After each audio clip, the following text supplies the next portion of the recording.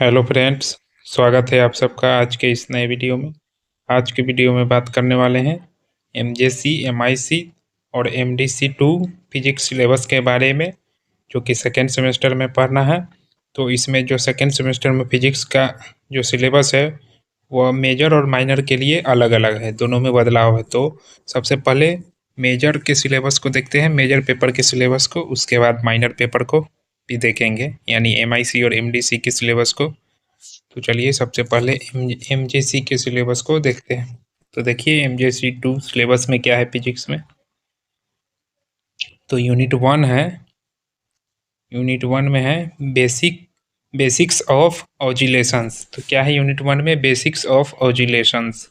तो देखिए इसके अंतर्गत क्या पढ़ना है, आइडिया ऑफ एसएचएम क्या है, इसके अंतर्गत ये पढ़ना है idea of SHM, its differential equation and solution, energy in SHM, two body oscillation, couple pendulum, उसके बाद नॉर्मल मोड्स ऑफ वाइब्रेशन, उसके बाद है कंपाउंड पेंडुलम, उसके बाद फ्री, उसके बाद डैम्प्ड एंड फोर्स्ड ऑजिलेशंस, ठीक है। उसके बाद है ट्रांजिएंट एंड स्टेडी स्टेट्स, उसके बाद है इलेक्ट्रिकल ऑजिलेशंस, उसके बाद है रेजोनेंस। रेजोनेंस में क्या पढ़ना है? रेजोनेंस में sharpness of resonance and quality factor पढ़ना है, ठीक है। तो यूनिट 1 में इतना कुछ पढ़ना है। उसके बाद यूनिट 2 है, यूनिट 2 में है सुपरपोजिशन ऑफ ऑजिलेशंस। यूनिट 2 में क्या पढ़ना है? Superposition of oscillation. देखिए इसके अंतर्गत क्या पढ़ना है,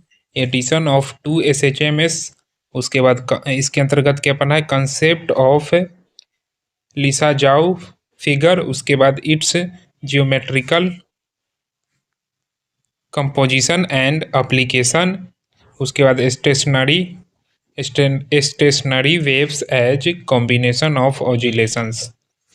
ये पढ़ना है यूनिट 2 में, इतना कुछ पढ़ना है। उसके बाद यूनिट 3 में है, यूनिट 3 में है वेव मोशन। वेव मोशन पढ़ना है। तो वेव मोशन के अंतर्गत क्या क्या पढ़ना है सो देखिए, wave front equation of wave motion, उसके बाद superposition of 2 harmonic waves. Harmonic इसके अंतर्गत क्या क्या पढ़ना है ये देखिए, सुपरपोजिशन ऑफ 2 हार्मोनिक वेव्स के अंतर्गत पढ़ना है इंटरफेरेंस, उसके बाद beats and combination of tones, pressure जी, उसके बाद क्या है, प्रेशर के बाद energy and intensity in wave propagation, उसके बाद म्यूजिकल इंस्ट्रूमेंट। तो इतना कुछ पढ़ना है यूनिट 3 में। अब यूनिट 4 में आते हैं।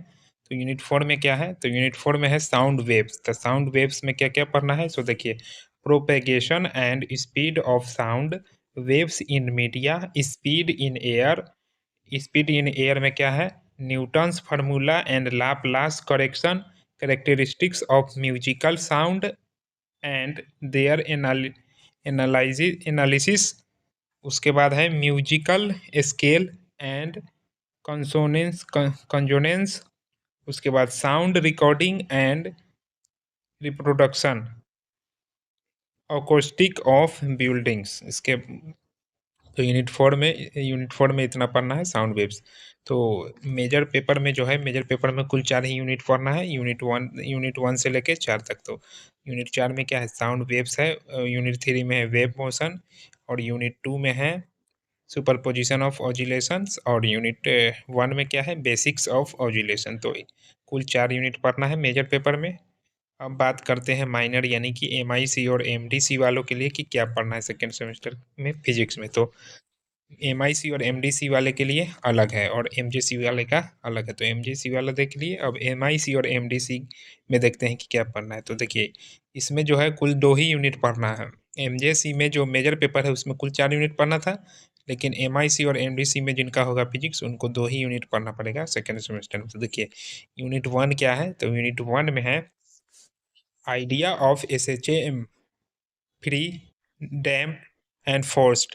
और फोर्स्ड फ्री हो गया, उसके बाद डैम्प्ड एंड फोर्स्ड ऑजिलेशन पढ़ना है।